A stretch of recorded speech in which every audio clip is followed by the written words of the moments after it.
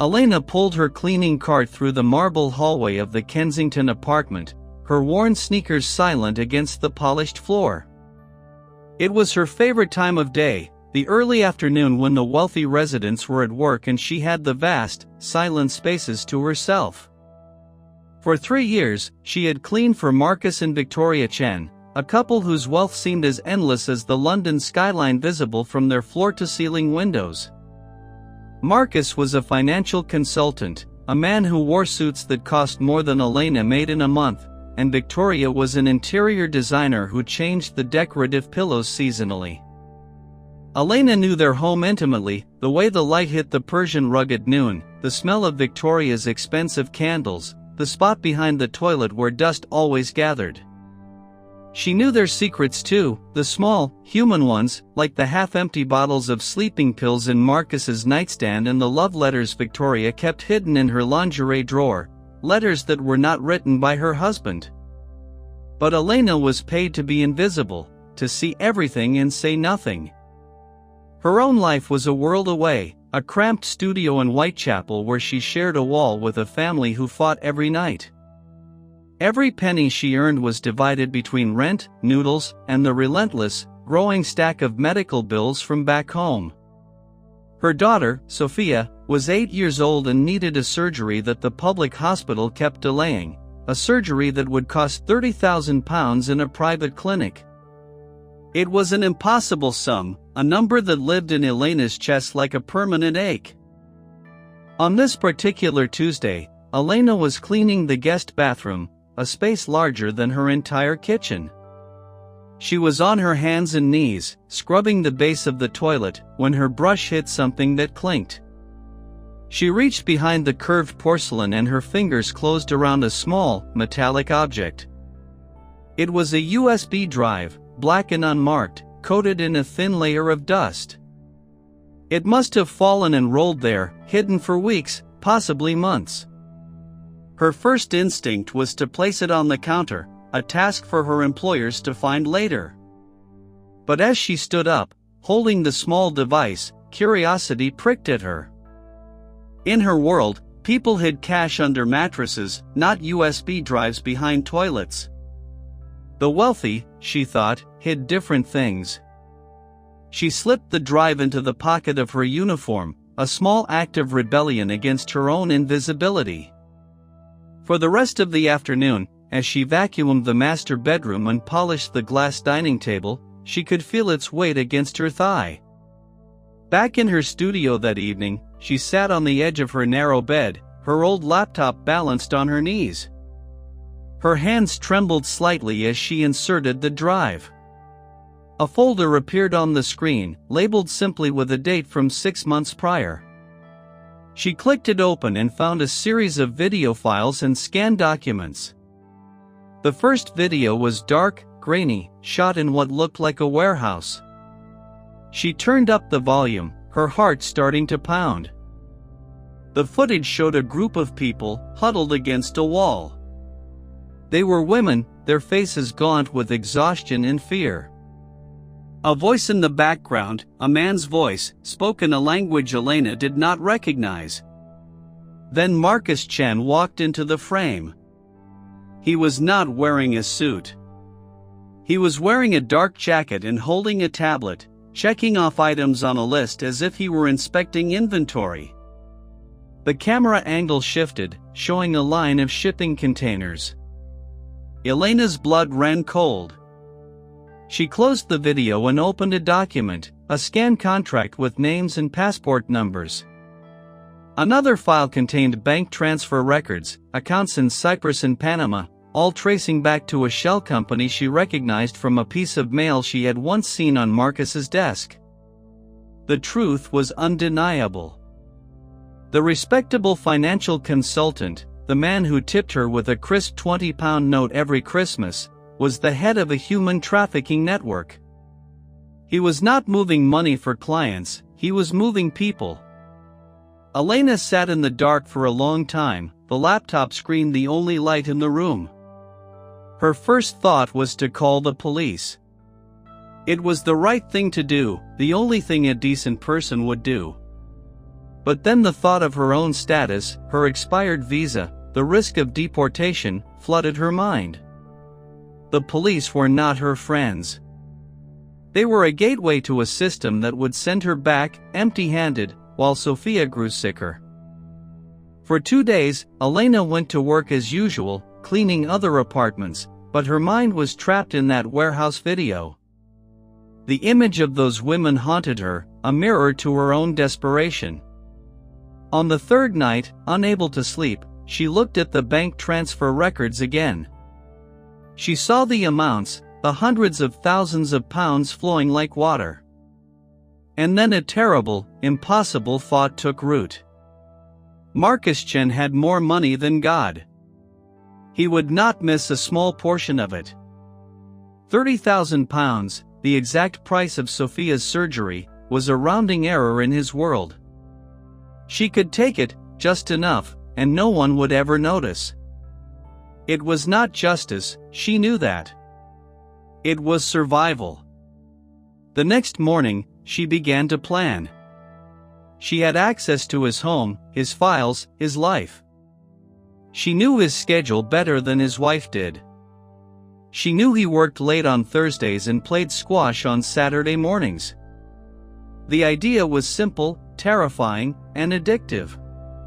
She would not steal from a victim, she would steal from a monster. Over the following week, she gathered information. She found his personal laptop in his home office, often left unlocked.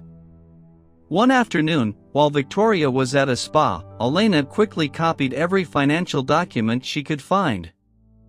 She looked for weaknesses, for leverage. She found it in a folder labeled simply Investments. Inside was a detailed list of every offshore account, every dirty transaction, every name. She had the blueprint of his entire criminal enterprise. The plan she devised was not a robbery, it was a negotiation. She would demand the money, not as a thief, but as a silent partner in his secret. She bought a cheap burner phone from a shop in a market where no one asked questions. On a Thursday evening, knowing Marcus was home alone, Victoria away visiting her mother, she stood outside the apartment building, her heart hammering against her ribs. She dialed the number she had memorized from his mail. He answered on the second ring, his voice crisp and authoritative. "Hello?"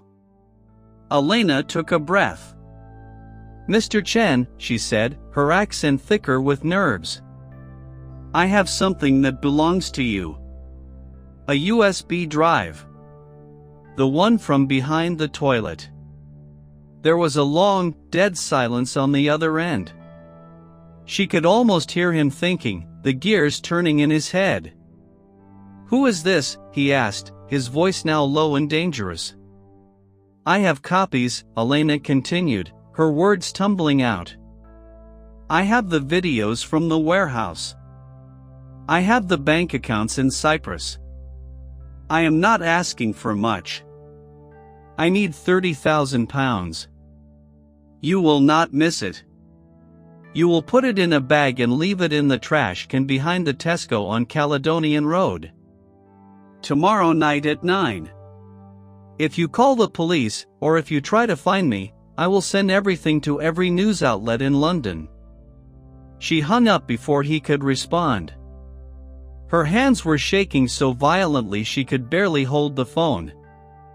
The next 24 hours were the longest of Elena's life. She went to work, cleaned a dentist's office and a young couple's flat, her mind a blur of fear and hope. She kept replaying the call in her head, analyzing every word, every pause. Had she sounded confident enough? Had she made a mistake? At 9 o'clock that night, she approached the Tesco on Caledonian Road from a side street. She wore a dark hoodie, her face hidden. The trash can was there, a large metal bin overflowing with cardboard. She circled the block twice, looking for anything suspicious, any unmarked vans or loitering men. Seeing none, she walked quickly to the bin and reached behind it. Her fingers touched plastic.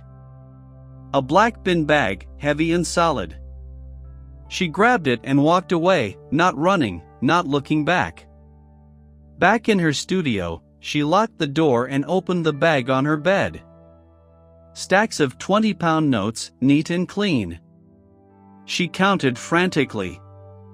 It was all there, 30,000 pounds. She sat on the floor, the money scattered around her, and wept. She had done it. Sophia would have her surgery. She could go home. But even as relief flooded through her, a cold knot of dread tightened in her stomach. Marcus Chen had paid. He had not called her bluff. That meant one of two things. Either he was terrified, or he was planning something. For a week, nothing happened. Elena gave notice at her cleaning job, claiming a family emergency back home. She booked a flight for the following Saturday, a one-way ticket to her country. She kept the money hidden under her floorboards, not daring to deposit it in a bank. She stayed in her studio, only leaving for food, jumping at every sound in the hallway. On the fifth day, she allowed herself to believe it was over. She had won. On the sixth day, she returned from a corner shop to find her door slightly ajar. Her blood turned to ice. She pushed it open slowly. The room was destroyed. Her mattress was slashed, her few belongings scattered, her laptop smashed on the floor. The floorboards near the wall were pried up. The money was gone.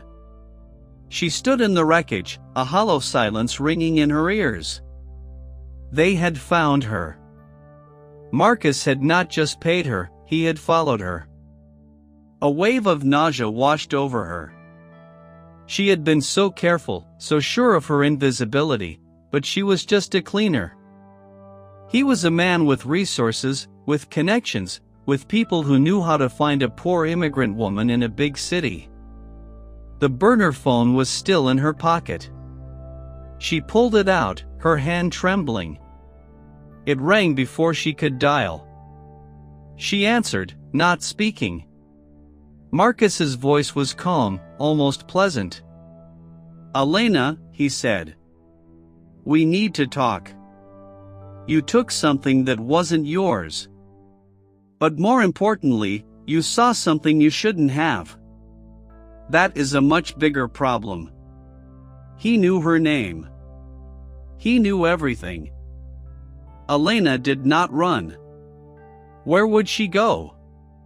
The airport was a trap, he would have people watching. The police were not an option. Instead, she sat in the ruins of her room and thought. She thought about the warehouse video, the faces of those women. She thought about Marcus's calm voice, a man who had just stolen 30,000 pounds from a mother whose daughter needed surgery. He thought she was weak. He thought she was defeated. He was wrong. She had spent her life being invisible, but invisibility was not weakness. It was a superpower. No one noticed her. No one remembered her. She could go anywhere, be anyone. The next morning, she walked into a public library and used a computer. She accessed her email, the one account Marcus did not know about, and opened the digital copies she had made of his files. She had told him she had copies, and she had not been lying.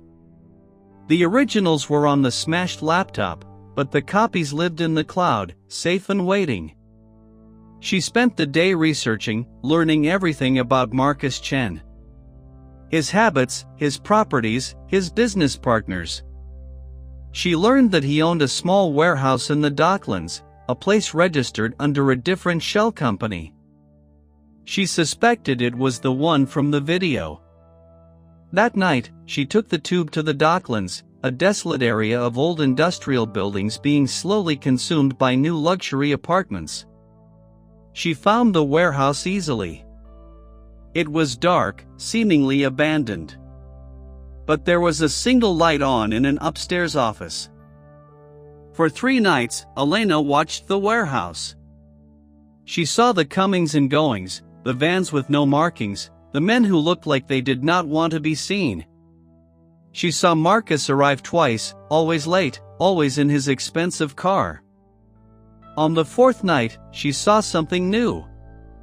A van pulled up, and 4 women were let out, their heads down, their hands bound with zip ties. Elena's breath caught in her throat. It was happening now, in real time. He was still operating, still moving people like cargo. Her personal vendetta had just become something much larger.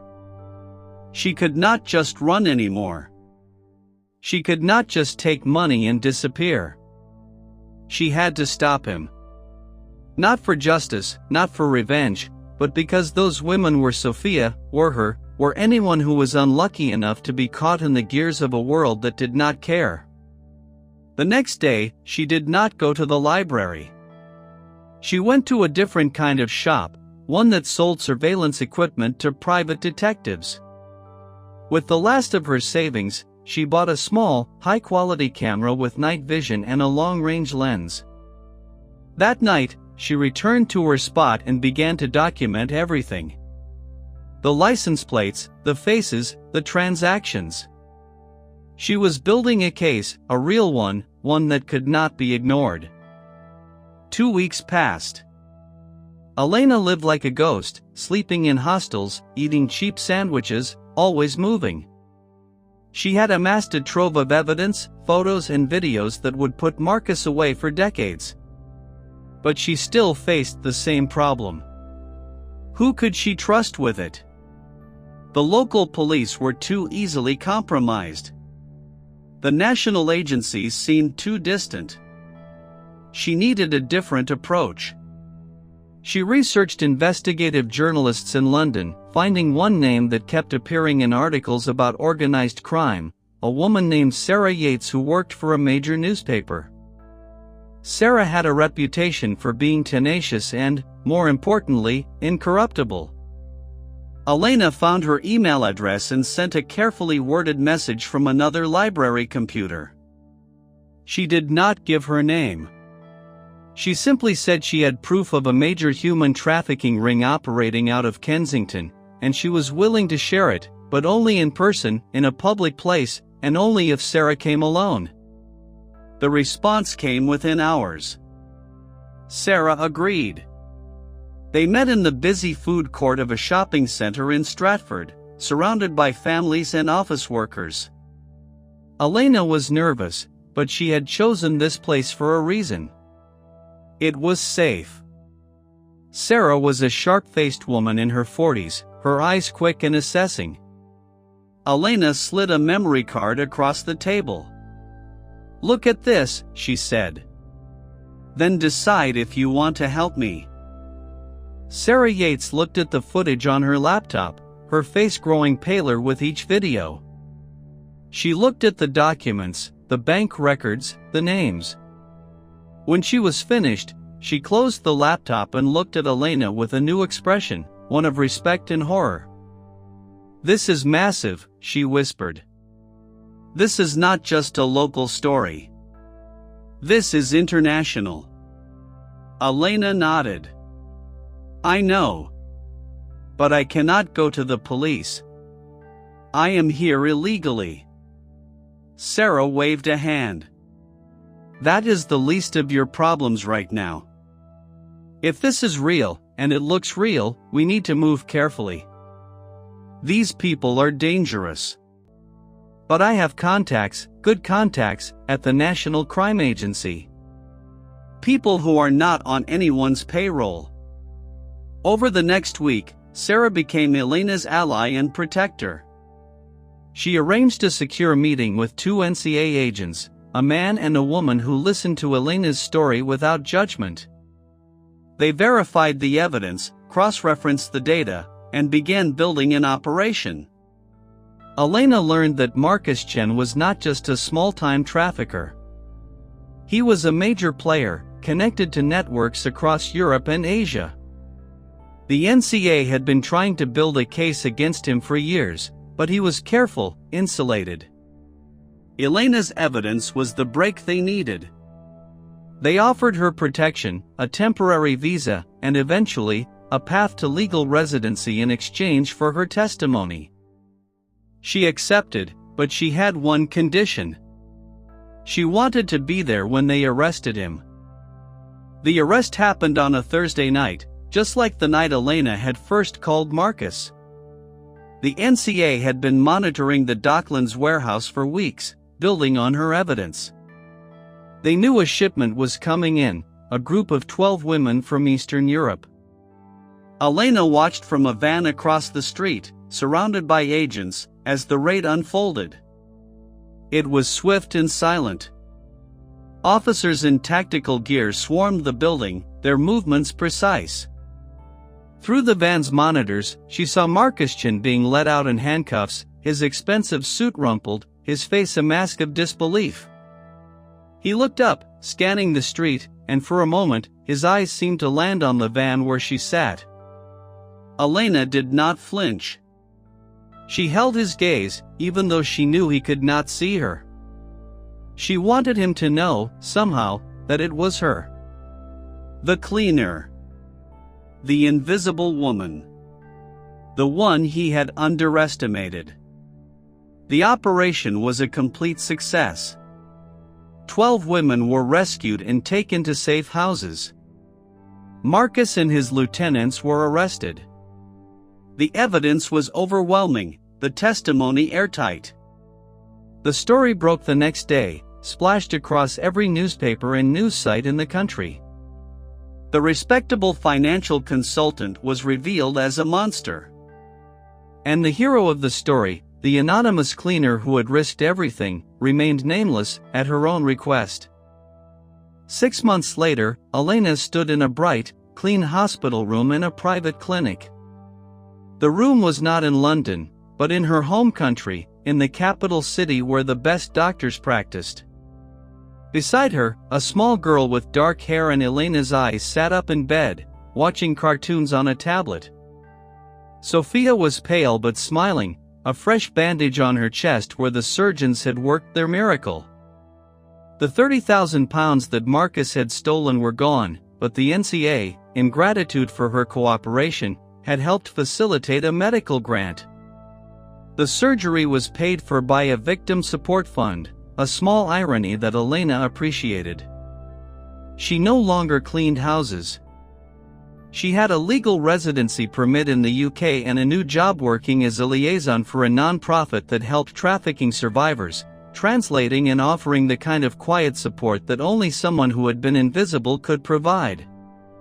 She had testified at Marcus's trial via video link, her face hidden, her voice altered.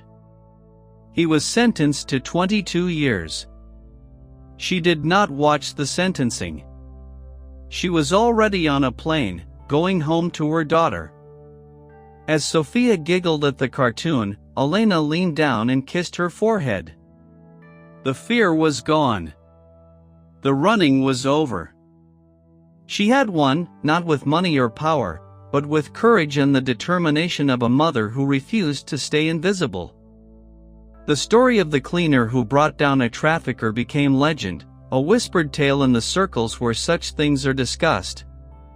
But for Elena, it was simply the story of how she found her voice, and how she used it to save her daughter and so many others.